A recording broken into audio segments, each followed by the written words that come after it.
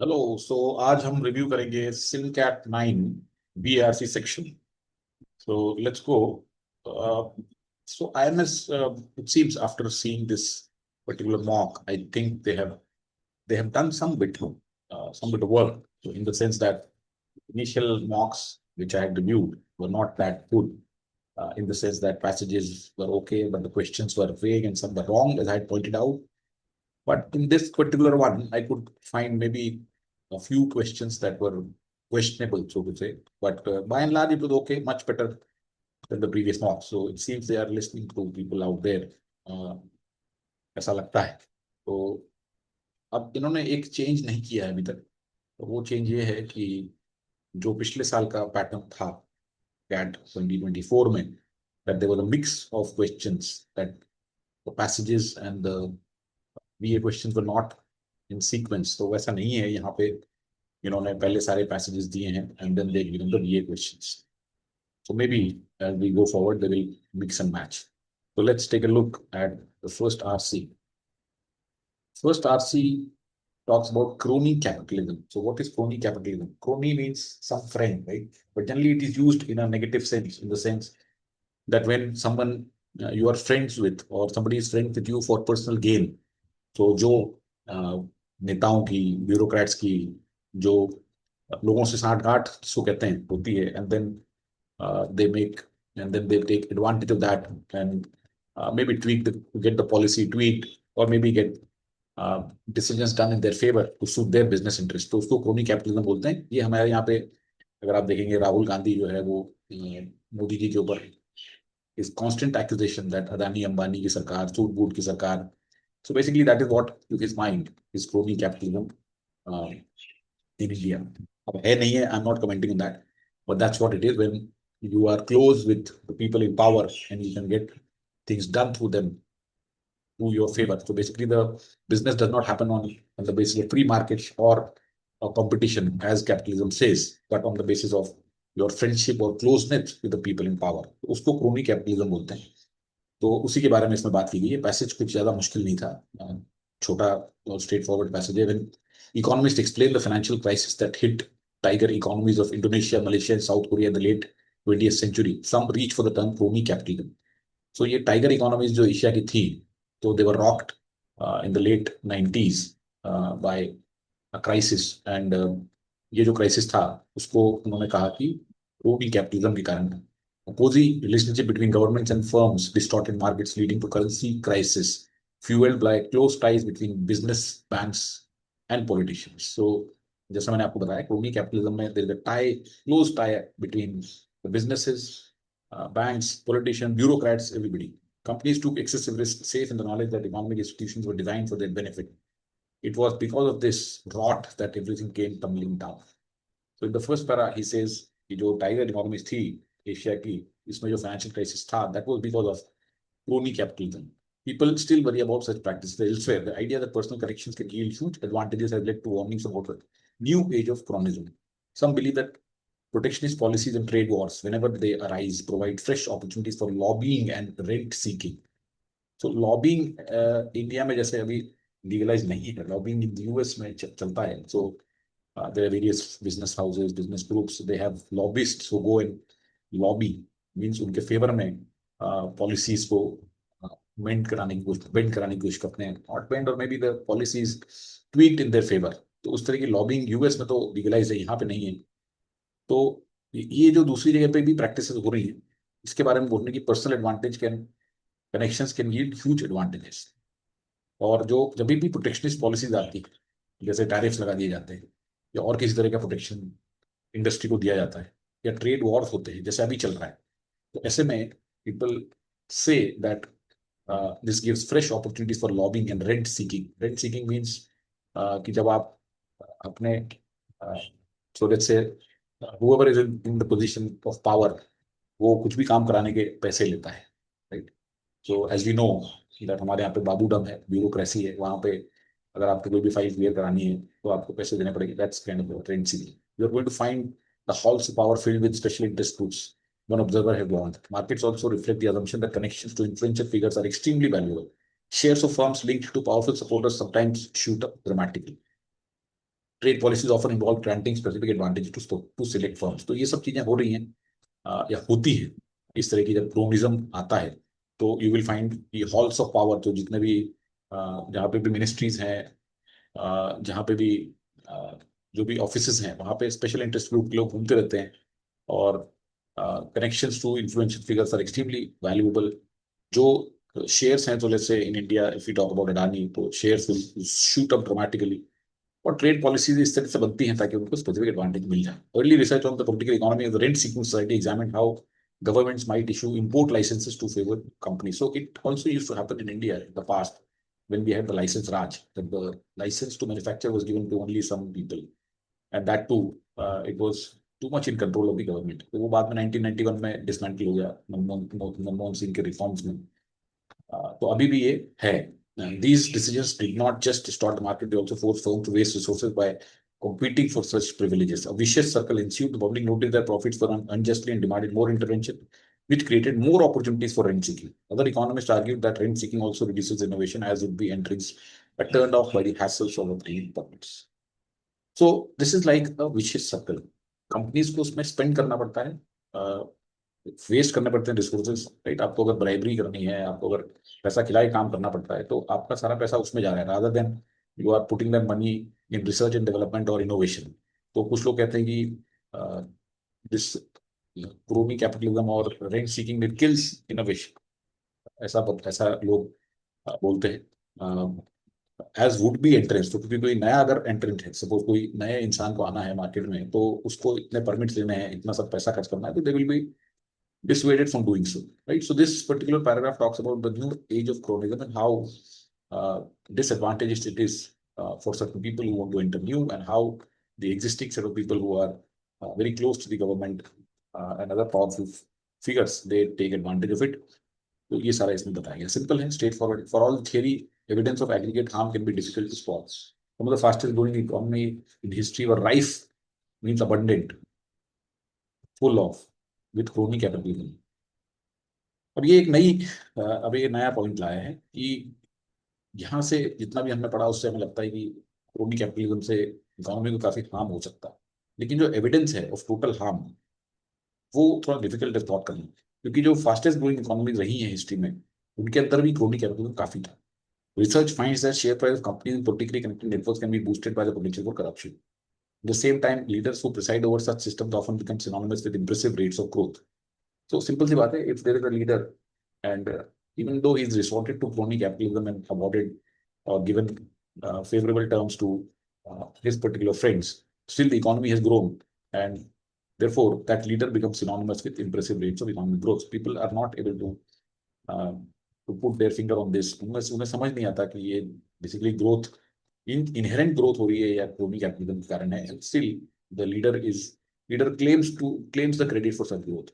It remains unclear whether corruption causes poverty or simply signals a deeper institutional malaise. Some scholars even wonder if corruption greases the wheels, arguing that deals might never occur without sweetness. तो अभी corruption के कारण क्या गरीबी होती है, या फिर सिर्फ ये कि ये बहुत ही बड़ा एक डीपर मलेइस मलेइस मीन्स एक डीपर बीमारी। सम स्कॉलर्स कुछ ये भी सोचते हैं कि क्या करप्शन से अगर व्हील्स ग्रीस ना किए जाए तो डील्स ही ना हो। Rich countries developed with flawed institutions too. Cronyism and rapid industrialization existed side by side in past gilded ages. Rich countries में भी हुआ ही है। In some places, corruption evolved away from thuggery and theft. तो corruption evolved away from thuggery and theft मतलब ये है कि thuggery and theft तो criminal acts हैं, but corruption is like institutionalized, or it has been not looked as something as illegal. Morphing into payments made to cultivate ties with politicians. So जैसे अब हमारे यहाँ कहते हैं electoral bonds. So electoral bonds are legitimate above board. So some people might say that corruption is happening by way of electoral bonds. So nobody can say on the face of it that this is corruption, but everybody knows, right? So it is considered legitimate. So इस तरह से corruption होता है. These are then formalized and legalized perhaps through campaign finance instead of accepting bribes to speed up or slow down growth. Elites are incentivized to allow expansion for insiders. Recent research finds only limited evidence for income benefits and economy. But though it does not grease the wheels, it rarely proves an outright catastrophe. तो अब कुछ research से कुछ clear नहीं हो रहा है, इनको लिमिटेड एविडेंस मिली है कि क्रोनिज्म से बेनिफिट होता है इकोनॉमी में। फिर भी ये कोई बहुत बड़ी कैटास्ट्रोफी नहीं है, ऐसा ये रिसर्च बता रही है कि it is hard to separate policy that favour specific firms for the greater good from those that benefit them due to personal correction. अब ये भी नहीं पता, जैसे Adani ports now whether it is growing and it is become so big because it is generally serving the interest of the country and people, और it is because of some personal connections. So nobody can make out, right? So अगर आप ये example perspective में रखेंगे तो आपको बहुत अच्छे से समझ में आएगा. So I'm not saying anything. I'm not passing a judgment whether Adani is a crony capitalist or not. I'm just saying this is how things are. Both can distort markets and encourage lobbying. Cronyism in any era may be bad, but it is sometimes no worse than ill-conceived industrial policy. तो distort जरूर कर देता है market को, lobbying encourage करता है. Cronyism in any era में be bad. लेकिन अगर आप देखेंगे तो अगर कोई इनकंसीव्ड इंडस्ट्रियल पॉलिसी है where in the government is not creating good industrial policies, there is a lot of control, तो क्रोनिज्म उतना ही अच्छा है उतना ही खराब है. However, mixing generous subsidies or punitive trade barriers with preferential treatment for insiders can erode public trust and competition. Cost to democracy, of course, can be far greater still. So in the end, he says, no, it is not good. Cost to democracy will be greater. So this passage talks about crony capitalism, the various angles, the what happened in the Southeast Asian countries, uh, and then it talks about what all it entails. And though it says that ऐसा नहीं है कि economy जो growth high growth रही है उसमें नहीं हुआ है, लेकिन ये कुछ क्लियर इसका कोई कोरिलेशन भी नहीं है. Let's look at the questions. Based on the passage, the author is likely to disagree with each of the following statements. So ये disagree is one negative and accept is another negative. So two negatives cancel and we get agree. So the rephrase question is the author is likely to agree with which of these statements. Cronyism alone caused the financial crisis. Now we can't say, यहाँ पे लिखा हुआ है कि Asian financial crisis हुआ है, but then this is not mentioned that this is the only reason. तो ये एक typical tempting wrong option होता है, because they have described in the first paragraph itself कि क्रोनिज्म के कारण एशियन फाइनेंशियल क्राइसिस हुआ, बट ये नहीं लिखा है कि that was alone the cause. So this alone is wrong here. Cronyism is beneficial when it leads to benefits like economic growth. देखो उसने ये नहीं कहा है कि क्रोनिज्म इज बेनिफिशियल, उसने ये कहा है कि क्रोनिज्म के बावजूद इकोनॉमिक ग्रोथ हुई है. तो despite cronyism, or there have been allegations कि cronyism is synonymous with impressive rates of growth, does not mean that cronyism has been put in a positive light. Ultimately positive नहीं बोल रहा है, तब तो ये तो कौन से एग्री नहीं करेगा. Legitimate industrial policies are at times perceived as cronyism. ये हम मान सकते हैं कि ये जो पॉलिसीज हैं यहाँ पे, ये जो इसमें भी है, इनफैक्ट यहाँ पे हम देखते हैं.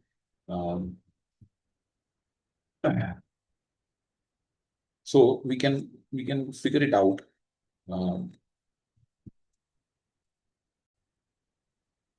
तो यहाँ पे जो ये है, it is hard to separate policies that favour specific firms for the greater good than those that benefit them due to personal connections. तो ये डिफिकल्ट है कि कोई पॉलिसी जो है, इफ सपोज ये इन जनरल नेशन के लिए अच्छी है, सपोज टैरिफ्स अगर लगा दिए जाएं, suppose government puts tariffs on certain items ताकि वो इंडिया में इंपोर्ट ना हो पाए. Now whether it is for greater good, so let's say the farmers के लिए ये लोग बोल रहे हैं, जो ट्रम्प और हमारा जो इशू चल रहा है, that we are not allowing the agricultural goods to come here. So we are not reducing the barriers or tariffs in agriculture because we want to protect the farmers. Now, is it for greater good, or let's say suppose some Adani company or some XYZ company is there in that sector? So people might think that the government is trying to benefit them due to personal reasons. So uh, legitimate policies can be perceived as cronyism. इसको हम support कर सकते हैं. Fast growing economies must thrive alongside, must thrive means कि होना ही होना चाहिए ऐसा नहीं है. Fast growing economies have thrived along with cronyism and corruption is okay. Have लिखा होता तो have thrived, this is okay, but must thrive is not a right word to use. So इसमें भी ये must is a wrong. So इस तरह से इसमें थोड़े से उन्होंने ट्रैप्स बनाए थे. I hope you were able to spot these. The passage implies that crony capitalism differs from rent seeking in that. So crony capitalism और rent seeking में क्या फर्क है? तो रेंट सीकिंग और क्रोनी कैपिटलिज्म क्योंकि ऑलमोस्ट एक ही जैसा है. Crony capitalism differs from rent seeking. So ये हमें कहाँ पे इसका आंसर मिलेगा? रेंट सीकिंग कहाँ कहाँ पे लिखा गया है पहले तो वो हमें देखना पड़ेगा. seeking यहाँ पे लिखा हुआ है, first of all, some believe that protectionist policies, whenever they arise, provide fresh opportunities for lobbying and rent seeking. You are going to find, so lobbying और rent seeking को अलग अलग चीज माना है इसमें, right? Now, the political economy on rent seeking examine how government might issue import licenses to favored companies. So rent seeking is basically when you are getting some benefit by paying some money. So see, rent seeking concept says that if you generate wealth, so let's say somebody in power generate wealth without giving back to the society in any form. So if somebody is in position of power and they seek bribes or any kind of favors in order to do something which helps any one particular business. So ये जो लिखा है कि rent seeking might issue import licenses, okay? Which created more opportunity for rent seeking. Other economies, rent seeking also reduces innovation. Like, so crony capitalism relies on close ties between officials, ठीक है, and business elites. Fine, fair enough. Rent seeking targets specific privileges. तो ये जैसे है यहाँ specific privileges. तो rent seeking मतलब आप वहां पे उसको पैसे दिला के कुछ स्पेसिफिक काम कराना चाह रहे हैं. Generally it is not like crony capitalism is more of close relation between business and people in power. Whereas rent seeking को इसने यहाँ पे ये बताया how government might issue import licences to favoured companies, so which is like target specific privileges. So इसको रख लेते हैं. Crony capitalism is viewed as beneficial. This is wrong. while rent seeking is inevitably harmful, ऐसा नहीं बताया. Rent seeking activities do not involve lobbying, whereas crony capitalism relies solely on lobbying. ऐसा नहीं है. Rent seeking also involves lobbying. Rent seeking is more widespread and developed. ये बिल्कुल गलत है. तो इसमें से सारे के सारे ऑप्शंस गलत हैं. ये correct answer is a here. Easy question था. The reference to leaders who preside over such systems often becomes synonymous with economic growth is used to highlight. तो ये क्यों दिया हुआ है इसने यहाँ पे? So such systems become the same time leaders who preside over such systems often become synonymous with impressive rates of growth. मतलब ये बताने की कोशिश की गई है कि impressive growth अगर हो रही है, वजह भले ही वो crony capitalism के कारण हो रही हो, but the leaders get the credit for that. So growth जो होती है वो hide करती है कि क्या वहाँ crony capitalism हो रहा है कि नहीं हो रहा है. So such leaders invariably push for cronyism while taking credit. ऐसा नहीं है कि they invariably push for cronyism. This is not correct. How perceived economic prosperity can eclipse underlying corruption and crony practices. This seems fine. We'll keep it. Leaders of corrupt distort economic outcomes is wrong. That when leaders are associated validates. ये भी गलत है. Correct answer is A. I think this was easy. Corruption evolved from thuggery away from thuggery itself. मतलब कि ये भी एक institutionalized और legalized था. Political system worldwide have eliminated theft-based corruption. ऐसा नहीं है. Pioneer legal methods of bribery. Modern corruption operates within accepted frameworks of governance. It manifests in more institutionalized and even legally sanctioned forms. Yes. तो cronyism जो है वो manifest होता है in more institutionalized, मतलब वो एक तरह से legalized हो गया. Right? जैसे मैंने आपको बताया था example electoral bonds का. Right? तो that is what this is trying to say. These are then formalized. So corruption evolved away from thuggery and theft, morphing into payments made to cultivate high reputation. These are then formalized and legalized, perhaps through campaign finance. So यहाँ पे D becomes the correct answer. Alright, so easy passage था, straightforward question से कोई मुश्किल नहीं होनी चाहिए. आगे चलते हैं. Let's go to the last passage first and then come back to the next two. Speculative realism emerging in the late 2000s through thinkers like Quentin Ray and all of these guys challenges a long-standing assumption in modern thought that we only have access to the world as it appears through human cognition and cultural frameworks. So speculative realism ये एक thought process है, ideology है, and it challenges an assumption कि हम world को जैसे भी देखते हैं और जो भी वर्ल्ड है उसकी एक्सेस हमें through our cognition mean whatever we understand our thinking and cultural framework से ही है. मतलब अपने आप में ये चीज कुछ भी नहीं है. तो अपने आप में एक पेड़ कुछ नहीं है जिस उसको जो भी हम देख रहे हैं और समझ रहे हैं वो हमारे कॉग्निशन, इस थिंकिंग एबिलिटी और कल्चरल फ्रेमवर्क के through. Instead these philosopher argue that reality exist in its own right independent of how we perceive और कंसेप्चुलाइज इट. तो जनरली हमने जब एपिस्टेमोलॉजी पढ़ी है फिलोसफी में तो we have read that whatever you knowledge you hold is basically is not really the reality that is there, right? Knowledge is independent of that reality. So कुछ उसी तरह से बोल रहा है कि reality exists in its own right. The movement's starting point is critique of co-rationalism, co-relationalism. So ये start हुआ था critique of co-relationalism से, a term coined by this guy. Co-relationalism is the idea that we can never fully separate the words or objects in it from the ways we think about. For centuries, Western philosophy has tended to focus on human perception, language, and cultures as the lenses through which reality is invariably filtered. तो हम यही सोच के आए कि जो reality है वो हम through our perception, language, and culture देखते आए. Speculative realists, however, maintain that objects, forces, and processes have their own natures, distinct from our subjective interpretation. तो आप सिर्फ इसको ऐसे समझते हो कि जो स्पेकुलेटिव रियलिज्म है वो ये कहता है कि जो भी एक ऑब्जेक्ट है वर्ल्ड में, जो भी एक फोर्स है, जो भी एक फिनोमेना है, वो अपने आप में उसकी रियलिटी है, and that is distinct from our interpretation of it. Why does this matter in the 21st century? One need only to look to the global climate crisis for an example. Greenhouse gases trap heat, cause rising temperatures, alter weather patterns regardless of whether we believe in climate change or not.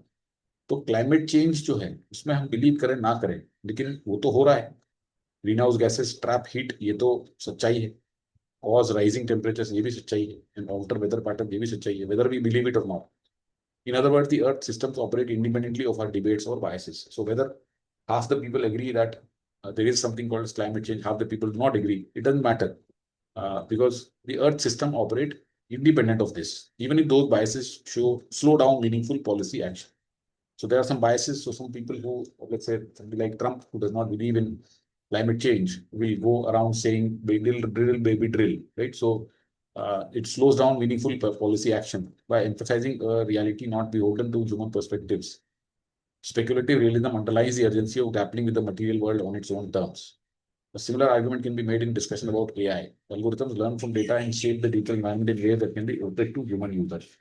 While we may interpret their functions through our own frameworks, economic, social, and ethical, these systems increasingly evolve in directions not entirely predicted or controlled by humans. Another example given is of AI.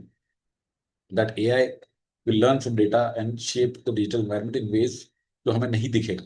We may interpret their functions through these frameworks, but the system will evolve in directions जो हम control नहीं कर सकते. Speculative realism encourages us to acknowledge the autonomy and complexities of such human forces. तो जो AI के जो skeptics हैं, जो कहते हैं कि AI एक level के बाद नहीं बनना चाहिए, because then it will have an autonomy and then it might control the human beings, might want to control the human beings. So speculative realism is one such ideology or philosophy which supports those kind of thinking कि AI system की अपनी autonomy होगी और complexity होगी, calling for more nuanced forms of analysis. Right? So the second paragraph gives some examples of these situations wherein, irrespective of our understanding of the whole thing or our belief in the whole thing, they keep on going on and doing their job in their own way. Critics of speculative realism caution against an overemphasis on independence of objects, fearing it might sideline social and political questions. If we focus too heavily on a world that exists beyond human interpretation, do we risk ignoring important debates about power, justice, and identity? Debates rooted in human interactions. So ये कह रहा है कि जो critics हैं basically, now he's brought the other point. Let's not be too much give too much emphasis on this independence of objects, because it will sideline political and social questions. So if we focus on a world without human interpretation, then how can we have the debates about power, justice, and identity? Debates that are rooted in human interaction. Proponents respond that recognizing the reality of climate change, technology, or other non-human processes does not negate our responsibility to address social inequities. So he's saying that no, these proponents, right? So critics have made their point that what about this power, justice, and identity? So the people who proponents means who favor speculative realism, they say that if we recognize the reality of this, it does not negate our responsibility to address social inequity. That means it's not that when we acknowledge this, we will not be doing anything to address the inequality or whatever injustices that are happening. Rather, it offers a more balanced framework. The world's material and non-human elements must be understood alongside human-centered issues that dominate public discourses. So these are point and counterpoint. So critics का view दिया हुआ है speculative realism against और फिर उसके बाद में proponents का. Ultimately, speculative realism points to a future in which philosophical inquiry extend beyond human horizons. It reminds us that the world's objects, whether coral reefs or servers, are not merely backdrops to human drama but active participants in a shared reality. As the 21st century grows more complex, embracing a perspective that acknowledges both the agency of the non-human and our own capacity for change may prove vital. If nothing else, speculative realism stirs some much needed debate about the assumptions we bring to the table. तो author कोई favour नहीं कर रहा है किसी भी point का. Author is like more of a balanced analytical tone है उसकी. तो ये बोल रहा है कि ultimately philosophical inquiry will extend beyond human horizons और वर्ल्ड के जो ऑब्जेक्ट हैं सिर्फ बैकड्रॉप्स नहीं है ह्यूमन ड्रामा बल्कि एक्टिव पार्टिसिपेंट. तो हमें एक नया पर्सपेक्टिव इससे मिलेगा and we may enhance our capacity to change. And if nothing else at least इससे एक डिबेट होगा कि जो हम व्हाट इज जो भी चीजें हैं उसको जैसे भी हम समझते हैं उसके अडॉप्शंस को डिबेट कर सकते हैं. सो स्पेकुलेटिव रियलिज्म के बारे में बात हो रही है that each of the object और फिनोमेना और force in the world has got its own agency और वो अपने आप में ही एक इंडिपेंडेंट एंटिटी है और अपना काम करता रहता है irrespective of the way you understand.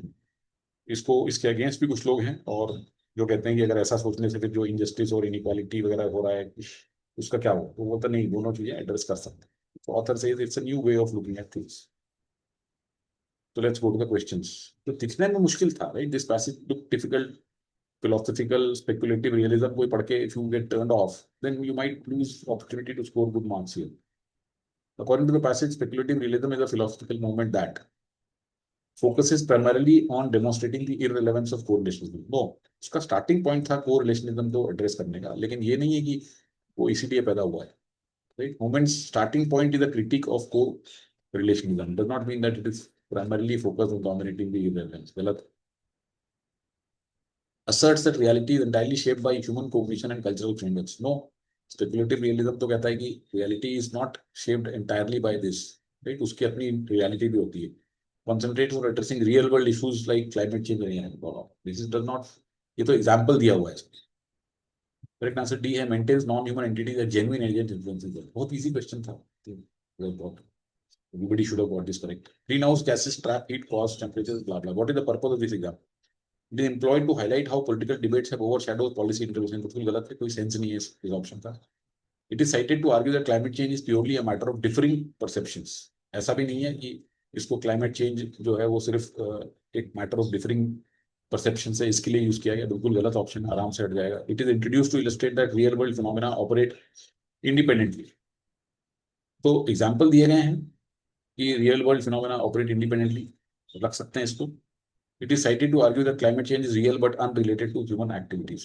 देखो इसमें बेसिकली ये नहीं है कि climate change is unrelated to human activities, वो नहीं बोल रहा है. He is not saying that climate change happens on its own. He is saying climate change happens. Greenhouse gases trap heat. So greenhouse gases are generated by humans, cause rising temperature and alter weather patterns. Whether we believe in climate change or not, that means it's not that whether humans can cause climate change or not. It is whether we believe we are causing it or not. So he doesn't want to say that climate change is real but unrelated to human activities. This is not the purpose. The purpose is to say that these real world phenomena can operate independently. So C is the right answer and not D. Based on the passage, how does speculative realism address questions of power, justice and identity? तो इसमें लिखा हुआ है power, justice, identity को भी साथ साथ ही ये कर देते हैं कि इसमें recognizing the reality of climate change and all these does not negate our responsibility to address social inequalities. तो ये हो जाता है. They are regarded as unimportant नहीं है बिल्कुल. They are overshadowed by the complexity of non-human. बिल्कुल नहीं है. Overshadowed बिल्कुल नहीं हो रहे हैं. They remain essential concerns addressed alongside non-human entities. Yes, ये बताया उसने. This looks fine.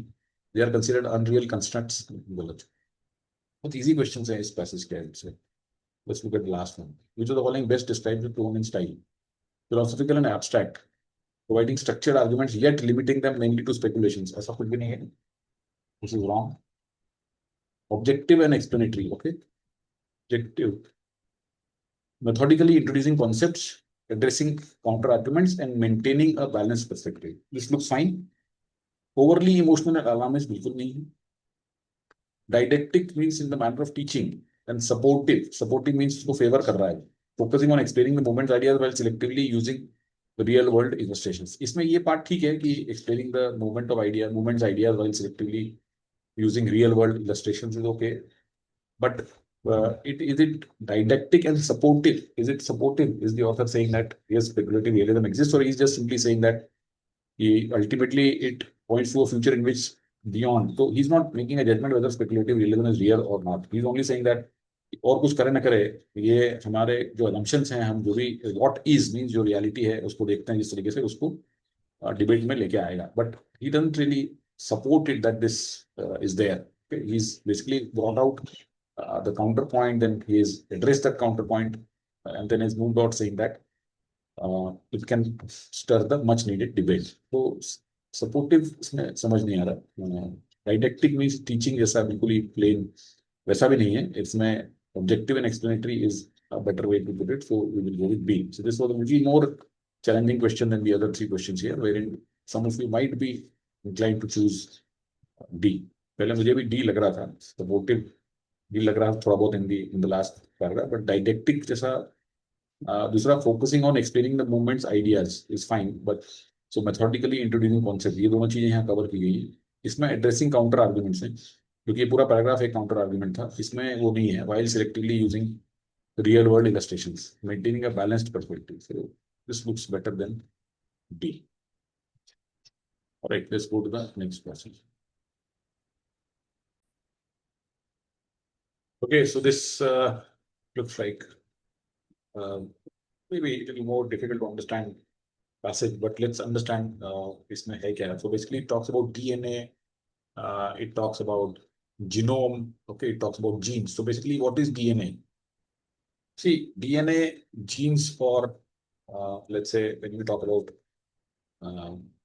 DNA, genes, and genome, right? So DNA is basically the alphabet, okay, A, B, C, D, suppose. Genes are some sentences or instructions which are written using these DNA. And genome is a complete book, let's say the book of instructions, out of which some specific instructions are genes, and then they are written in the language which is DNA, or the alphabets are DNA. So let's look at this passage. You began when egg and sperm met, and DNA from your biological parents teamed up. Your first cell copied its newly melded genome and divided to build a body. Almost immediately, genetic mistakes started to occur. So, as soon as the egg and sperm met and you were conceived, and your first cell copied its newly melded genome, melded means joined, right? So, both parents का genome joined होके बना आपका, और उसके बाद वो divide होता जाता है, right? Your cells keep dividing, and then they keep copying. So, जब ये cell में copy करता है, right? When the cell copies, then what happens is that genetic mistakes starts to accrue. तो अगर सपोज करो एक सेंटेंस है, वो एक सेल पे लिखा हुआ है, उसको आपने दूसरे सेंटेंस दूसरे सेल में कॉपी किया, तो कॉपी के टाइम पे कुछ मिस्टेक्स हो जाती है. सपोज ए की जगह पे एच टाइप हो गया, या ई की जगह पे एफ आ गया वहां पे, right? So I am just giving a simplistic example that if let's say there was a cell in which the gene was given as some FCAA or something like that, but when it was copied it became ECAA. So these are basically the errors that starts to accrue, and this leads to problems. That process of accumulating errors across your genome goes on throughout your life, said this guy. Scientists have long known that DNA copying systems make occasional blunders, but only recently has technology been sensitive enough to catalog every genetic error. तो अब technology आ गई है जो आपके सारी genetic errors को detect कर लेगी. It turns out when we are riddled with them, it turns out we are riddled with them. We are riddled with them means we have enough and more. Okay? We've got a huge number of problems of these kind of errors. Every human is a vast mosaic of cells, mostly identical, but cellular genomes might vary by a single genetic letter in one spot, by a lost chromosome chunk in another. By middle age, each body cell probably has 1,000 genetic typos. So body is a vast mosaic of cells, और उसमें identical cellular genomes में लेकिन छोटे छोटे variation होते हैं, और by middle age 1,000 genetic typos आ जाते हैं. These mutations, whether in blood, skin, or brain, pile up despite the cell's accurate DNA copying machinery and repair mechanisms. Around 30 trillion cells and 4 million dividing every second. Even rare mistakes build up. So he's giving the enormity of the whole thing. कितना number है और कितना क्या क्या काम होता रहता है. Errors are far fewer in cells that give rise to egg and sperm. The body seems to protect reproductive tissues more, ensuring pristine DNA for future generations. Now there is a exception here that ये जो errors होती हैं ये आपके reproductive system के sales में कम होती है या हार्डली होती है, right, far fewer, which means pristine, pristine में जिस तरीके का डीएनए ओरिजिनल था जो आप में आया था वो कॉपी हो जाता है फ्यूचर जनरेशन के लिए, right? So that's the difference here. The minor miracle is you all keep doing so well, John says. Scientists are only beginning to explore these mutations, causes, and consequences. Many changes are probably harmless, but some influence cancers and neurological diseases. Some researchers suspect that a lifetime's worth of random genomic mistakes underlies much of aging. तो ये minor miracle ये है कि ये सब होने के बाद भी after all these mistakes also we keep going so well, we keep functioning well and we live long. And scientists are beginning to explore these mutations causes. So many are probably harmless. तो ये जो changes mutation होते हैं ये harmless होते हैं, लेकिन किसी किसी mutation से कैंसर या कोई न्यूरोलॉजिकल डिसऑर्डर भी हो सकता है. Life time worth of genetic mistakes ही हमारी एजिंग का कारण है. We known this about this for less than a decade and it's like discovering a new continent. तो ये सारी चीजें अभी नई आई है और हम बहुत कुछ डिस्कवर कर रहे हैं. तो very interesting that way if you look at this passage. Since DNA structure was discovered in 1950s, scientists suspected that genetic misspellings in non-reproductive or somatic tissues. तो non-reproductive जो tissues हैं हमारे body के, body somatic means body, body somatic means body tissues contribute to disease and aging. By 70s, they knew growth promoting mutations in some cell sparked cancers. The assumption was that frequency of this event was very, very low, says John, but detecting these mutations was difficult. Standard DNA sequencing required large quantities of genetic material, revealing only the most common sequences, while rare mutations remain in. तो ये जो mutation होते हैं इसमें ये है कि कुछ कुछ म्यूटेशन से डिजीज होती है एंड एजिंग होती है और किसी से कैंसर होते हैं. तो अब अजम्पशन ये था कि ये तो बहुत फ्रीक्वेंसी से कम है, यानी बहुत कम लोगों में होते हैं, लेकिन ये इसको कैसे डिटेक्ट किया जाए. See suppose you are able to detect a mutation early on, then you can predict that इसको कैंसर हो सकता है, then you can take a corrective action at a much early stage. तो स्टैंडर्ड डीएनए सीक्वेंसिंग में काफी large quantity genetic material लगता है. और जबकि only the most common sequences उसमें निकलती है, जबकि जो रेयर म्यूटेशन होते हैं वो नहीं दिखते. That change around 2008. तो ये हिस्ट्री बता रहा है कि अभी तक ऐसा होता था, लेकिन 2008 में थोड़ा चेंज हो गया. Says stem cell biologist Siddhartha Jaiswal, new techniques can now detect mutations in tiny fraction of cells, even a single one. एक में भी अगर चेंज हुआ तो उसमें डिटेक्ट कर सकते हैं. Jaiswal studied how mutations accumulated in blood cells before cancers develop. For more than 17,000 blood samples, he and his team found cancer-linked mutations were rare in people under 40, but increased with age, making up 10% or more of blood cells after 70.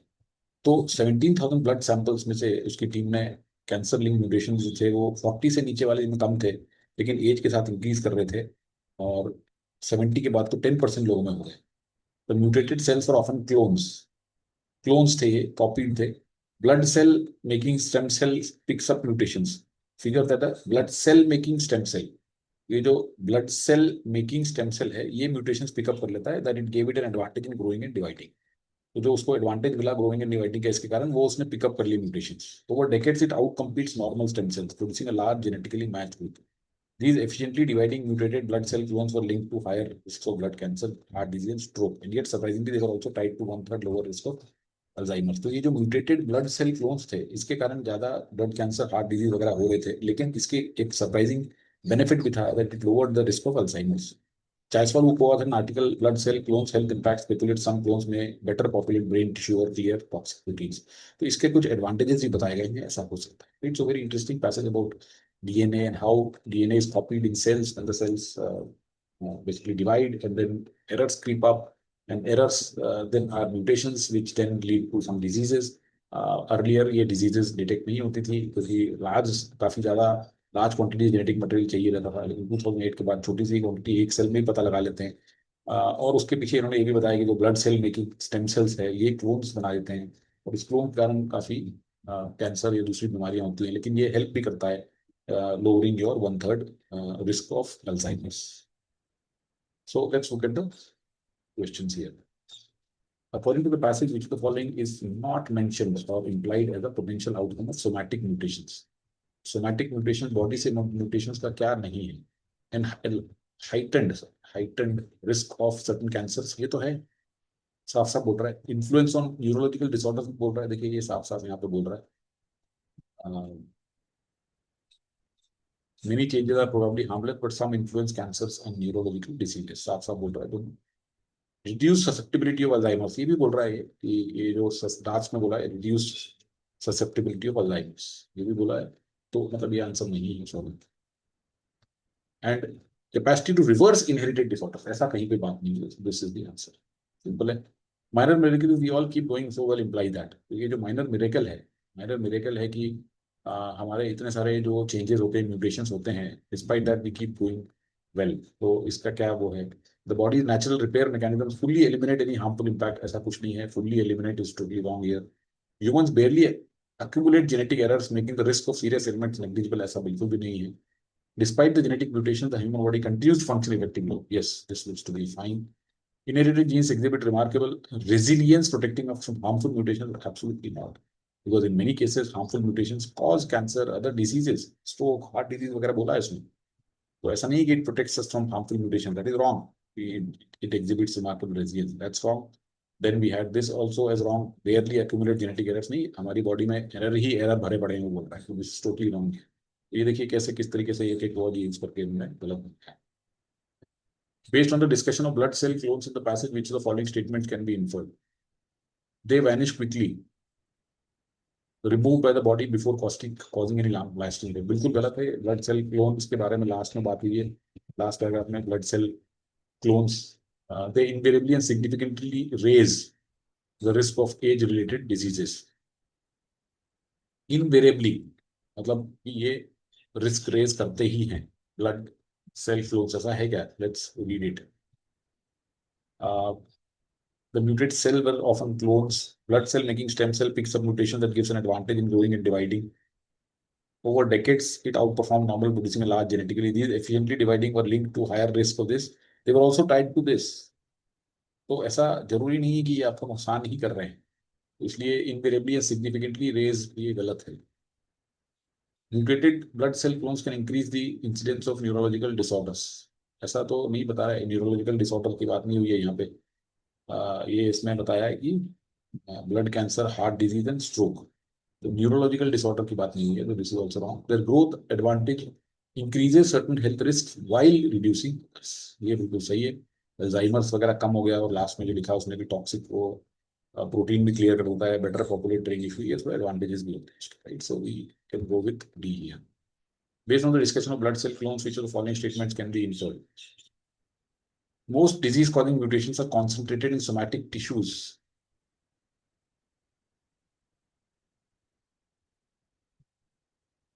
I think there's something wrong with this question.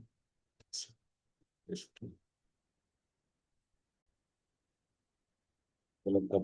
one of the following findings would more seriously undermine the passage claim about pristine DNA? Most disease-causing mutations are concentrated in somatic tissues rather than in eggs or sperm. तो pristine DNA के बारे में क्या लिखा है वो हम पढ़ लेते हैं। प्रिस्टीन डीएनए में ये लिखा हुआ है कि errors are far fewer in cells that give rise to egg and sperm, मतलब रिप्रोडक्टिव सिस्टम में काफी कम एरर्स होती है।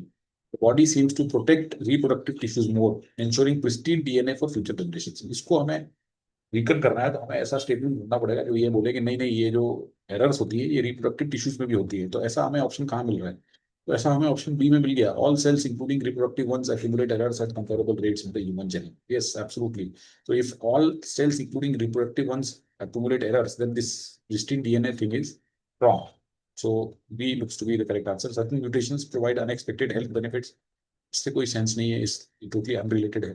Cells in older individuals exhibit thousands of minor genetic including nerve, totally irrelevant. B is the right answer. So interesting passage. So this, as I said, that this particular mock seems they have done a vast improvement and they've brought good passages, logical questions, easy है, obviously easy है. Now what happens is when you try to make a question difficult by introducing some illogicality or some vagueness or some something else, then it becomes a bad question or a bad mark. But this mock so far as far as we have gone through it, 3 passages, it's pretty all right. So let's look at the next one. Elian Browns in the shadow of swastika striking out of 1940. 1940 world war चल रहा था, Germany defeated France, France defeatist, so जो लोग हार गए, जो हार मान ली उन्होंने, recreated the Vichy regime. तो यहाँ पे जर्मनी से हारने के बाद फ्रेंच डिफीटिस्ट जो लोग थे उन्होंने फिर विची रिजीम बनाई। Raoult escape prison to join the free French forces in London. तो फ्री फ्रेंच फोर्सेज लंदन में थे, उसको उसने ज्वाइन कर लिया। From there she coordinated the health and welfare of war time refugees. I was moved by this engaging work and began working on a full translation into English to share this well-informed narrative of France's tragic defeat and occupation. The entire process produced considerably more than an echo of the original. It also revealed to me the interplay of language and history. So when this particular author was trying to uh, work on translation of this particular account into English, then he realized that whatever process, whatever when you do this, then it is more than an echo. That means सिर्फ उसका एक translation ही नहीं हो जाता.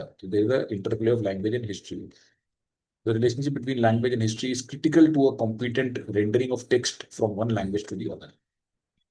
Translators do not just translate words, they also translate a universe of discourse, a poetics, and an ideology. Much of it is germane to understanding the past. तो ये translation जब हम करते हैं एक लैंग्वेज से दूसरे में, तो सिर्फ वर्ड्स का लिटरल ट्रांसलेशन नहीं, there is a universe of discourse, poetics and ideology जो भी ट्रांसलेट होता है, जो कि बहुत जरूरी है to understanding the past. Historians specialize in analyzing discursive practices over time. Poetics may seem an odd term in history, but it entails much beside poetry. He studies language used in all genres of writing. Colleagues will have less difficulty understanding ideologies beyond the much better one in politics. Translation thus subsumes critical elements of historical discipline's distinct manner of knowing. So what he's trying to suggest here is that translate अगर आप करते हो कोई history को, तो let's say there is a history of India 1857 था हमारा जो इंडिपेंडेंस हुआ है, और भी कुछ है, तो उसको अगर कोई ट्रांसलेट करता है, अगर किसी ने हिंदी में लिखा हुआ है कुछ, या किसी और लैंग्वेज में लिखा है, इसको दूसरे लैंग्वेज में जो आप ट्रांसलेट करते हो, तो ऐसा नहीं है कि सिर्फ आप वर्ड्स को ट्रांसलेट कर देते हैं. उसमें आपके काफी सारी चीजें होती है, आइडियोलॉजी होती है, पोलिटिक्स होता है उसमें, पोलिटिक्स के बिसाइड भी बहुत कुछ होता है. और जो ट्रांसलेशन होता है, तो वो सारे के सारे critical elements, discipline, distinct manner of knowing, जो भी तरीके से हिस्ट्री समझी जाती है या उसको पता किया जाता है, वो सब चीजें उसमें आ जाती है. मतलब ट्रांसलेटर जो है यहाँ पे, तो ट्रांसलेटर को सिर्फ ये नहीं है कि लैंग्वेज में वेल वर्स होना चाहिए, उसको he should also be well versed in the history. So if the translator is well versed in the history, then only he can do justice to this. That's what he's saying. Because translation is just not transferring of one text of one language to another. उसके पीछे सारी history होती है. Historians tend to regard translation as merely a technical skill. Historians इसको गलत तरीके से देखते हैं. Articles in historical publications that address translation practices are rare. तो ट्रांसलेशन प्रैक्टिसेस के ऊपर तो कोई डिस्कशन नहीं होता है. Most other remarks are cursory, mean superficial, concern editorial corrections, not substantive issues of fidelity to the original text और its interpretation. तो ये जो डिस्कशंस होते हैं या आर्टिकल्स आते हैं, ये नहीं डिस्कस करते कि जो ओरिजिनल टेक्स्ट से कितना फिडिलिटी, मीन्स कितना लॉयल रहा है वो, और उसका interpretation, they don't discuss that. Yet translating primary sources require more than language comprehension. To render Raoul's book to a non-francophone audience, I have used my knowledge of historiography of France's defeat and occupation. तो ये बोल रहा है कि जो मैंने translate किया non francophone audience के लिए, जो राउल की बुक थी, उसको उसने जैसे इंग्लिश में ट्रांसलेट किया, उसने पूरी लैंग्वेज जो थी, हिस्टोरियोग्राफी थी, पूरी पूरी नॉलेज जो थी इसकी फ्रांस की डिफीट और ऑक्यूपेशन की, वो इसने यूज की थी. Otherwise the history gets lost in translation no matter how clear the words. In short, the translation process resorts to historical practices and linguistic decisions related to people, places, and events in the text. To verify the accuracy of both substance and style, I lean on other primary sources, the stock and trade of every historian. तो इस तरीके से ये बताया कि मैं जो accuracy, उस सब्सटेंस और स्टाइल को रखने के लिए मैं दूसरे प्राइमरी सोर्सेज भी देखता हूँ. ऐसा नहीं कि जो खाली सपोज करो आपको एक टेक्स्ट दे दिया कि इसको ट्रांसलेट करो, तो आप सिर्फ इसी को पढ़ रहे हो, आप दूसरे सोर्सेज भी देखते हो. Stock and trade of every historian. All the same, historians rarely learn or teach this important craft. It's relegated to specialists in foreign languages. In translators of our sources go unidentified, much less their practice discussed. तो historian जो है ये इस चीजों को नहीं सिखाते हैं या सीखते भी नहीं है. ये सब एक स्पेशलिस्ट को दे जाता है कि ये है, ये करेगा. और जो ट्रांसलेटर्स हैं वो अनआइडेंटिफाइड होते हैं, उनकी प्रैक्टिस डिस्कस नहीं होती. Still further afield our translation study in both theory and practice, not necessarily in any one language. Yet assessing a translation's quality, if it occurs at all, demands a fully informed evaluation. Otherwise, malpractices can be egregious. तो अगर किसी को आपको assess करना है translation की quality, तो काफी कुछ उसमें आपको पता होना चाहिए, नहीं तो गड़बड़ हो जाएगी. Right. So this basically passage so far has talked about how it is extremely critical for a translator of any historical work to know about the history and not just rely upon the knowledge of the language. When evaluating such work as scholarship, the solution seems obvious. Why not include a reviewer with experience in translation from the relevant language? तो जब हम कोई evaluate करते हैं इस तरीके की, यार ये अच्छा ट्रांसलेट हुआ है कि नहीं हुआ है, तो सोल्यूशन क्या दिखता है हमें कि यार एक काम करते हैं, एक ऐसा रिव्यूअर ले आते हैं जिसको experience in translation from the relevant language हो। दैट मींस मे बी किसी दूसरे तरीके का टेक्स्ट उसने ट्रांसलेट किया हो, सपोज कोई बिजनेस जर्नल कर दिया हो ट्रांसलेट उसने, या कोई और मटेरियल उसने ट्रांसलेट किया हो, not the history. Many historians have rendered accepts of their resource of their sources compared with modernists working in Western languages in the US. Ancient, medieval, and non-Western historians attend to these matters with more alacrity, with more eagerness. So बहुत सारे historians ने तो अपने excerpt of their sources भी दिए हैं. Still better are colleagues who have published in the appropriate language. For the sake of general reader, however, let us also consider the implication of closely related feature inquiry. I'm thinking here of humanities like literary theory and of social sciences like historical linguistics, among others. They will help us to understand better both history in translation and translation in history. तो ये last paragraph था कि इसको कैसे evaluate किया जाए। कोई भी एक जो कोई भी एक वर्क ऑफ ट्रांसलेशन है, उसको अगर हम हिस्ट्री का वर्क है तो उसको कैसे इवेलुएट करें। तो क्या हम किसी इसको ले आए, तो हिस्टोरियंस ने अपने सोर्सेज दिए हैं एक एक्सेप्ट, और compared with modernist working in western language, so compared with modernist working in the US. तो आज की तारीख में जो मॉडर्निस्ट लोग हैं वो वेस्टर्न लैंग्वेजेस में जो यूएस में काम कर रहे हैं, ancient, medieval and non western historians ने इन मैटर्स को ज्यादा ईगरनेस से एड्रेस किया था, और भी अच्छी तरीके से वो करते हैं जो पब्लिश करते हैं appropriate language. For the sake of reader let us consider the implication closely related. तो हमें ये भी देखना चाहिए कि ह्यूमैनिटीज वाले लोगों को भी लाना चाहिए इसमें, लिटरेरी थ्योरी वाले, सोशल साइंसेस को भी लाना चाहिए। तो ये चीजें भी, ये लोग भी आने चाहिए इसको असेस करने के लिए। व्हाट वी ट्राइंग टू से is that to do the assessment, we need to bring in people from this literary theory, social sciences से भी लाने चाहिए, rather than सिर्फ लैंग्वेज से या हिस्ट्री से लेके आए। So this passage talks about, मोटा मोटा सिर्फ इतना लिखना है कि जो भी हिस्टोरिकल वर्क अगर ट्रांसलेट होता है तो उसमें जो भी एक जो कर रहा है ट्रांसलेटर, उसको सिर्फ लैंग्वेज के बारे में नहीं पता होना चाहिए, उसको हिस्ट्री के बारे में भी पता होना चाहिए। You should know all of that, right? So let's go to the questions now. According to the passage, the interplay of language and history implies all of the following except that historians must consider how ideological shifts get reflected in the language of texts. ये तो करना चाहिए बिल्कुल। That translation must capture cultural and temporal context. ये भी करना चाहिए। Understanding of historical events is shaped by how language encode them. Yes. Modernizing the language of historical text preserve the historical meaning. बिल्कुल गलत है, कोई सेंस नहीं है इसका कि modernising the language of historical text preserve the historical meaning. की सिर्फ आप मॉडर्नाइज कर दो लैंग्वेज को हिस्टोरिकल टेक्स्ट की, तो उसका ओरिजिनल हिस्टोरिकल मीनिंग प्रिजर्व हो जाएगा। This is not what the interplay of language in history implies. The author suggests all of the following to historians whose translation practices except leverage the historical methods, context and interpretation found in the source. तो जो पुराना leverage है, जो पुराना historical method context है, उसको आप leverage करो, उसको यूज करो, राइट? उसको यूज करो, तो ये ठीक है। Bring out the historical nuances obscured by literal interpretation of the passage. Yes, historical nuances लेके आई। Ensure that large cultural and ideological contexts are not lost in translation. बिल्कुल ठीक है। Stay clear of primary sources. बिल्कुल नहीं है, तो जिसमें साफ साफ लिखा है कि मैं तो प्राइमरी सोर्सेज में भी चला जाता हूँ, ये लिखा हुआ है उसमें कि I lean on other primary sources, stock and trade of every historian. तो this surely he will not recommend. So D is a simple answer. In fact, ये इसके दोनों क्वेश्चन, ये आप ऐसे भी बिना पैसेज पढ़े भी, आई वुड से कोई भी कर सकता है। अगर इसमें पैसेज पढ़ के एक ही मेन आइडिया अगर आपको समझ में आ गया, तो आप बाकी के ये जो क्वेश्चंस थे इसको आसानी से कर सकते हो। You don't need to go back. What is the main argument presented in paragraph 3? Now we need to go back. ये है ट्रांसलेशन को टेक्निकल स्किल ही समझते हैं वो, लेकिन इसको करने के लिए क्या क्या चाहिए इसमें यहाँ पे ये बताया गया। Historians should take the help of specialized linguists to avoid errors in translation. बिल्कुल नहीं, स्पेशलाइज लिंग्विस्टिक्स की हेल्प लेने से काम नहीं चलेगा। Translation requires specialized historical knowledge and careful interpretation. Yes, editorial corrections are not enough to maintain the fidelity. ये idea नहीं है इसमें, एडिटोरियल करेक्शन की कोई बात ही नहीं है। Historian must avoid foreign language sources to improve translation practices. Avoid foreign language sources ऐसा तो नहीं, बल्कि ये तो अच्छे हैं। Correct answer is B here. Again ये हमें वैसे ही पता पड़ जाएगा।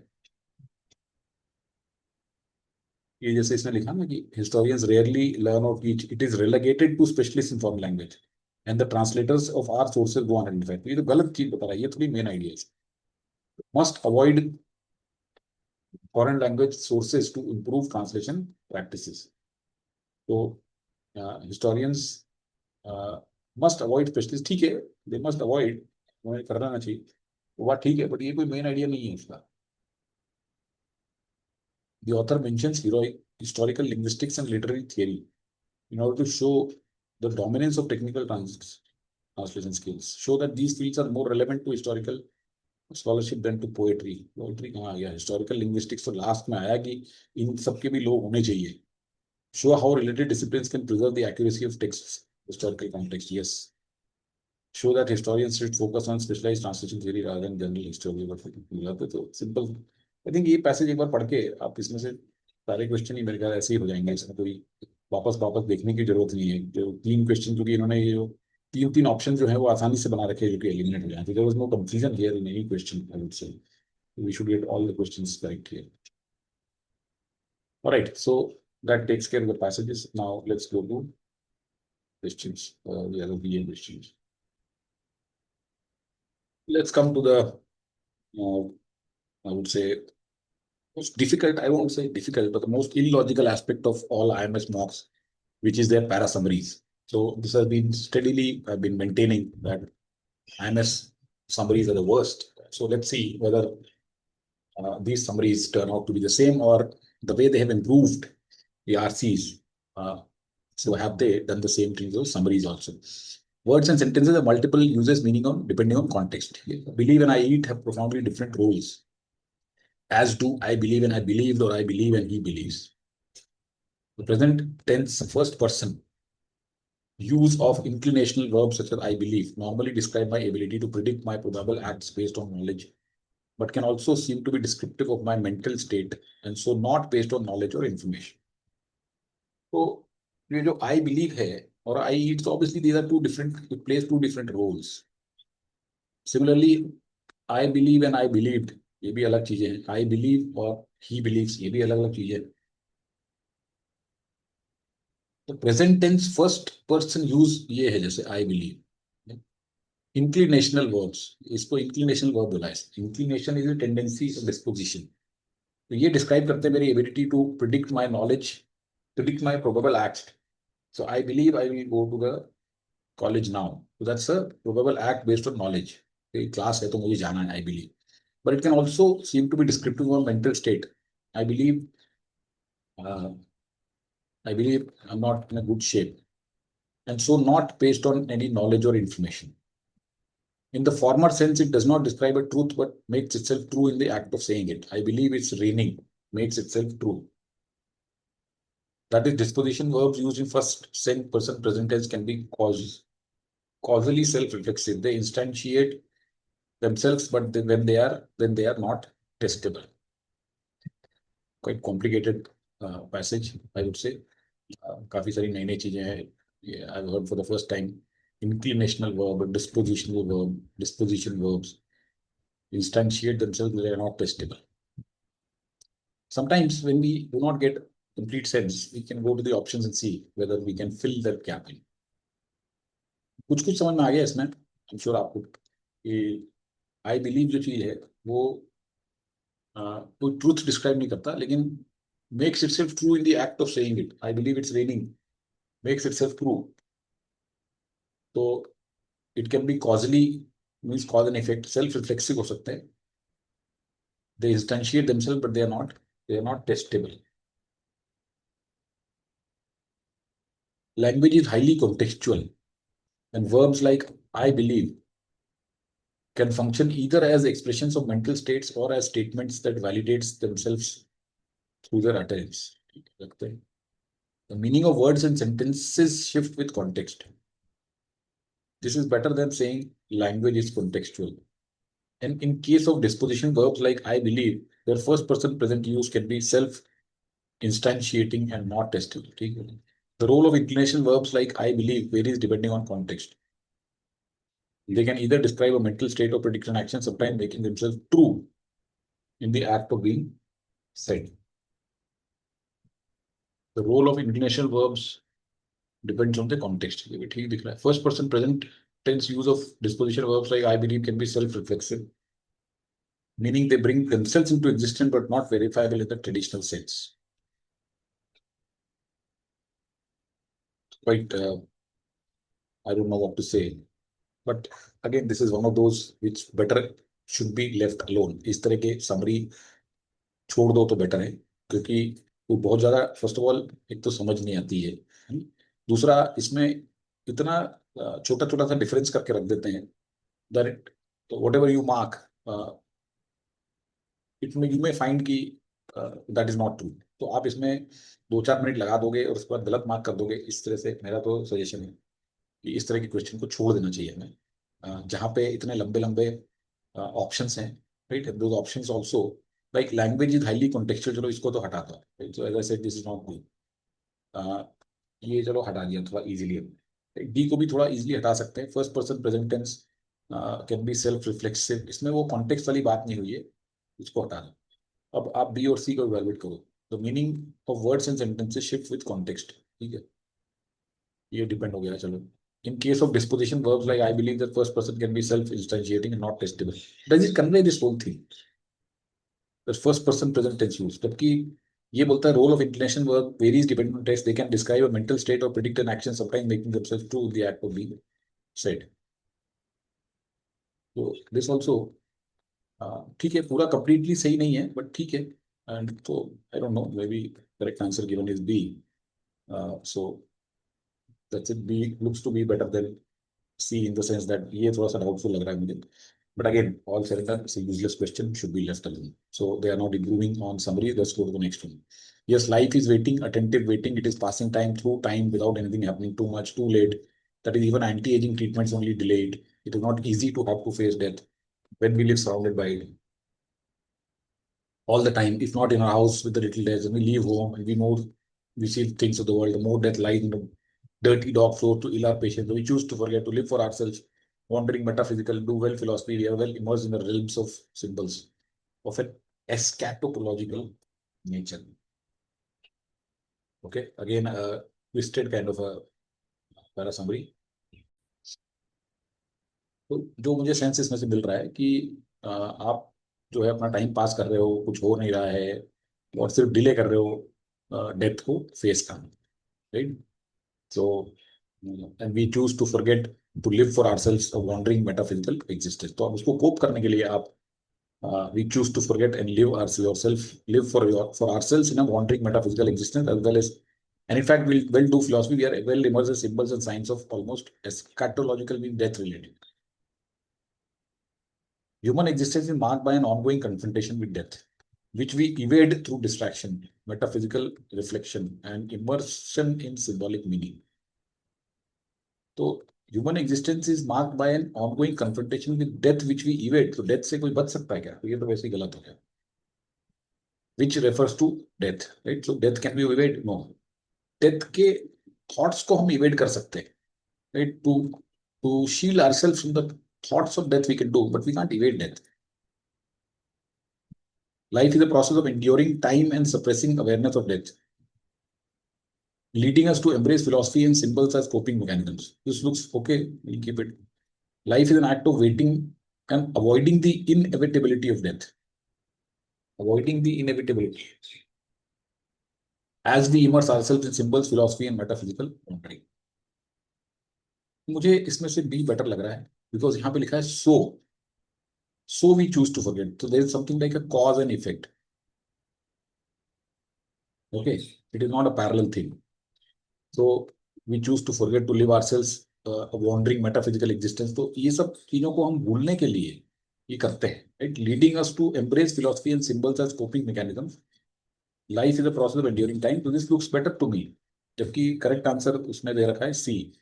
Life is an act of waiting and avoiding the inevitability as we immerse ourselves in symbols, philosophy and metaphysical wandering. So ये तो बोला है कि हम लाइफ में वेट करते रहते हैं और अपने आप को इमर्स कर लेते हैं. So as we immerse ourselves. So this I don't think is supported here, because so is written which is a cause and effect, and therefore this also has a challenge. Both para summary still have not met the cut. Passage of time inevitably brings us closer to the end we engage in philosophical reflection and symbolic to. ये गलत है यहाँ पे. तो यहाँ पे देखिए, इसमें एज गलत है, यहाँ पे येट गलत है, तो ये गलत था, और मेरे हिसाब से बी सही है, लेकिन इसने सी आंसर दे रखा है, तो ठीक है, इसकी सुननी पड़ेगी। Pregnancy profoundly reshapes the brain's neurochemistry with surges and declines in hormones like oxytocin, dopamine, influencing emotions, cognition. When pregnancy ends unexpectedly, the abrupt withdrawal can leave the brain struggling to recalibrate. Conditions ripe for hypergraphia. Regions trying to deep emotion become stimulated, making writing instinctive attempt. Words may pour out in chaotic stream, repetitive, but still they come desperate attempts from structure to create summary. Postpartum hormonal shifts can trigger manic episodes in those predisposed to fibroid hypergraphia manifesting as a system of this. तो ये pregnancy जब खत्म हो जाती है, right, unexpectedly, तो जो एक वॉइड लीव होता है वो आपको मोटिवेट करता है और स्टिमुलेट करता है that you keep writing, right. Hypergraphia means obsessive obsessive compulsion with writing, right, repetitive obsessive and spiraling. Postpartum hormonal shifts means जब आपका बच्चा हो गया, right, after giving birth to a child, hormonal shifts can trigger manic episodes in those predispose to bipolar disorder. जिसके अंदर bipolar disorder है उनके अंदर मैनिक एपिसोड्स ट्रिगर हो सकते हैं, हाइपरग्राफिया भी हो सकता है। तो या तो प्रेगनेंसी अनएक्सपेक्टेडली एंड हो गई है, और या फिर पोस्टपार्टम के टाइम पे अगर आप में बाइपोलर डिसऑर्डर है तो ये सब हाइपरग्राफिया हो सकता है, ऐसा इसमें बताया जा रहा है। The abrupt hormonal shift following pregnancy can overstimulate emotional and compulsive brain regions, leading to hypergraphia as a way to cope with grief and imbalance. ठीक, looks okay. Following pregnancy. Pregnancy-induced neurochemical changes can result in hypergraphia as the brain seeks stability. ये गलत है, pregnancy induced नहीं है, ये जब खत्म हो जाती है तो जो चेंजेस होते हैं, right? When the pregnancy ends unexpectedly, abrupt withdrawal of these hormones, ये तो गलत है। The hormonal upheaval of pregnancy and its sudden end can trigger hypergraphia with compulsive writing emerging as a neurological response to grief and instability. Hormonal upheaval of pregnancy and its sudden end. Pregnancy, the abrupt following pregnancy. Following pregnancy is better than sudden end. Sudden end लिखा हुआ है, sudden end. Post pregnancy hormonal shifts can lead to hypergraphia as the brain's overstimulated emotional centers drive compulsive writing, sometimes linked to, ये तो गलत है, this is totally distorted. तो इसमें से ए फिर भी बेटर है, तो I would go with also A, and he is also given A as the correct answer. तो this was still better I would say than the rest of the two, because देखो, जो भी options होते हैं कहीं पे भी आप कैट की कोई भी समरी देखो उठा के, तो ठीक ठाक समरी होगी, इसमें दो में डिस्टॉर्शन दिया ही जाएगा। यहाँ पे ये लोग क्या करते हैं, डिस्टॉर्शन देने का तरीका भी इनका बहुत ही खराब होता है। सो IMS पैरा समरी को big thumbs down once again. Let's see whether they have done something good in para completion. The result was an authentic reimagining of Mufasa that retained the regal gravitas fans cherish. Result, its final thing. Lion King was an ambitious triumph made possible using state-of-the-art virtual reality. They meticulously mapped. यहाँ तो आ ही नहीं सकता है, अभी तो process चल रही है। Sleeping Grassland, BBC Click published an exclusive insight. She explained, she refers to Audrey Stick. Thanks to these innovations, तो ये सारी चीजें innovations हो रहे हैं। Viewers experience an unprecedented fusion of nostalgia and technical development. तो यहाँ पे आ जाएगा ये the result was an authentic reimagining of Mufasa that retained the regal gravitas potential yet elevated by this. Ferrar's expertise not only honored the Lion King but also showcased the limitless potential. Fourth में आगे बढ़ जाएगा. This is an easy question or straightforward. What began as an ambitious vision soon became plagued by cost overruns, political disputes. Sydney Opera House, one of the world's most iconic structures, has history marked by controversy and challenges. What began as ambitious vision, यहाँ पे आ सकता है, अभी नहीं आ सकता, it's too early. Was chosen in 1957 international competition. Originally estimated final cost balloon, cost overrun आ गया है, तो that means ये इसके पहले आएगा. What began as ambitious vision soon plagued by cost overruns. And this is the example of that cost. So first idea and then you give the details or the data. So second में आराम से आके इसको बैठना चाहिए, बाकी देख लेते हैं. Complexity of a sail roof, post unprecedented technical challenges, ये already बोल चुका है. Upson resigned in 1966 amid tensions with Australian government, leading his masterpiece. So Sydney Opera House, which is one of the most iconic structures, कैसे आया, उसकी history थोड़ी सी बताई गई है. Second is the right answer. So easy था ये भी, तो लग रहा है सुधर गए हैं. Movements, protest, strikes, and acts of defiance highlighted the indomitable spirit of a nation determined to reclaim its sovereignty. The movements, कौन सा movement है? Quit India movement launched in 1942 stands defining chapter defining chapter in India's struggle for independence. The movement's protest, strikes, and acts of defiance highlighted the indomitable spirit of nation determined to reclaim its sovereignty. One पे आ सकता है. Spearheaded by Mahatma Gandhi and Indian, the movement demanded an immediate end to British colonial rule. It mobilized millions of Indians, uniting diverse communities and acts of non-violent resistance, civil disobedience. Despite facing harsh repression, arrests, and violence, people of India displayed remarkable courage. It's now okay, okay. यहाँ one पे नहीं आएगा, ये तो three पे ही आएगा, because it's लिख दिया इसने यहाँ पे. It's refers to the people of India displayed remarkable. को रेफर नहीं कर सकता. If suppose you don't put it in three, then what is this its?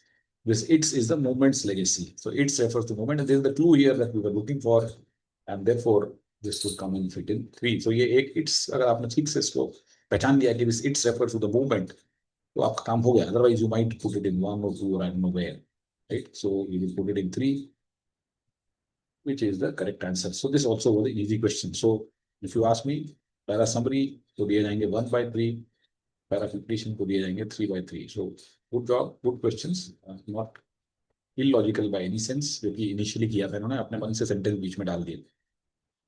Okay, let's look at one out. बड़े बड़े सेंटेंसेस हैं, डिफिकल्ट दिख रहा है, ज्यादा टाइम नहीं लगाना चाहिए इस तरह के क्वेश्चंस को. 30 सेकंड में देखो अगर कुछ निकलता है तो.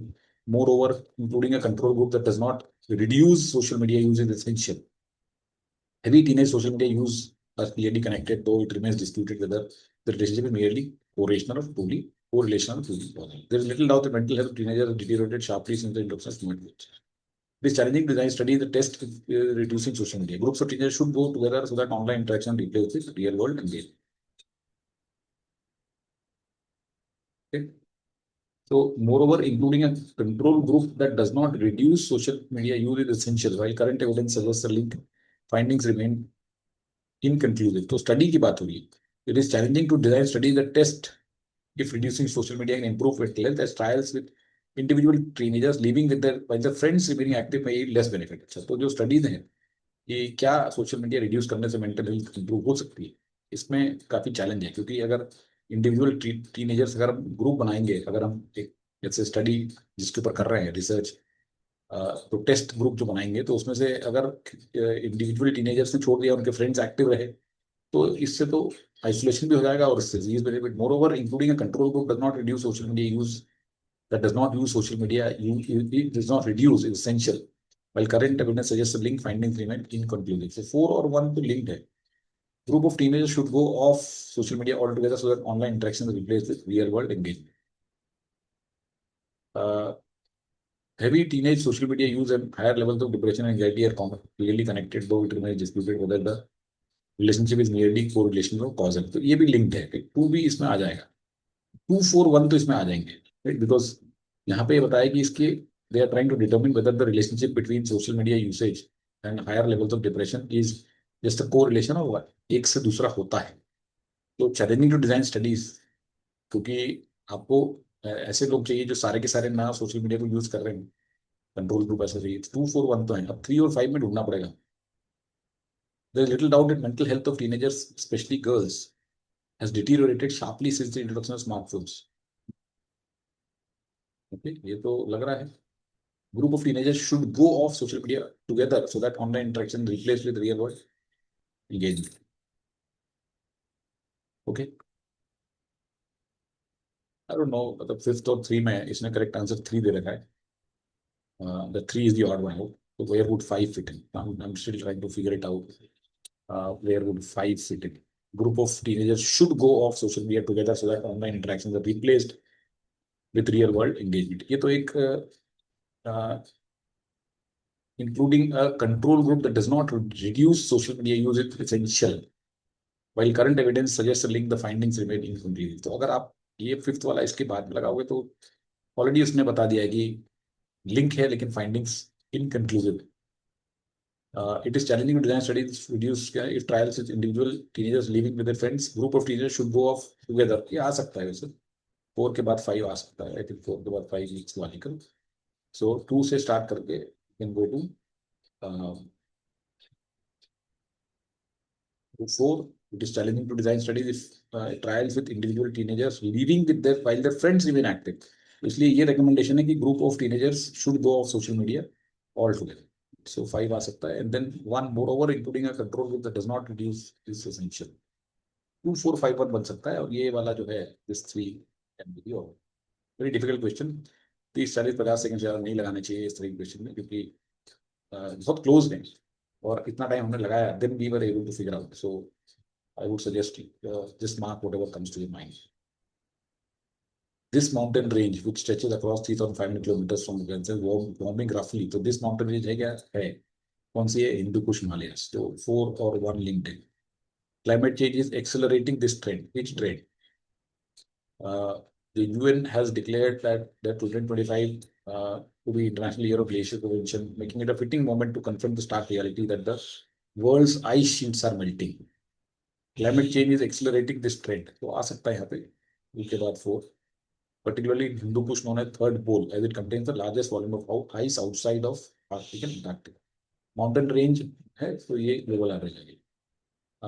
Is warming roughly 3 times faster. If temperature rise 3 degree centigrade above pre-industrial levels by the century end, then 75% of the regions glaciers could melt, reducing food, water, and energy security. तो ये 5 and में आ सकता है इसके.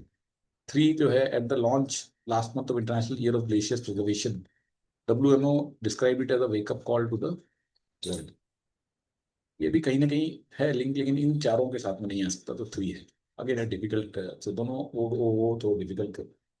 This one was still more doable. So in a nutshell, RCs were great, I would say, and they get 5 stars for RC this time. There was no problem. Para summary, they get 1 star. Para completion, they get again 5 stars. And for odd one out, they get 3 stars. Okay, so overall, good quality mark. I would say a good student should be able to score 40 to 45 in this. So if you do all the 4 RCs, right, you don't do too many VAs, maybe you pick up 3, 4 VAs. So 18, 19 attempt अगर आपने किए, I'm saying average and little above average. I'm not talking about the geniuses here. तो आपको उसमें से maybe you can get 13, 14, 18 correct, and therefore 40. Around 40 score is par for the course here in this particular mock. So that's it. If you want to join my VRC course or take mocks which are totally reflective of what actual CAT is, reach out to me at this number, or look for my website, thecatalysts.org. Thank you so much. I'll see you soon.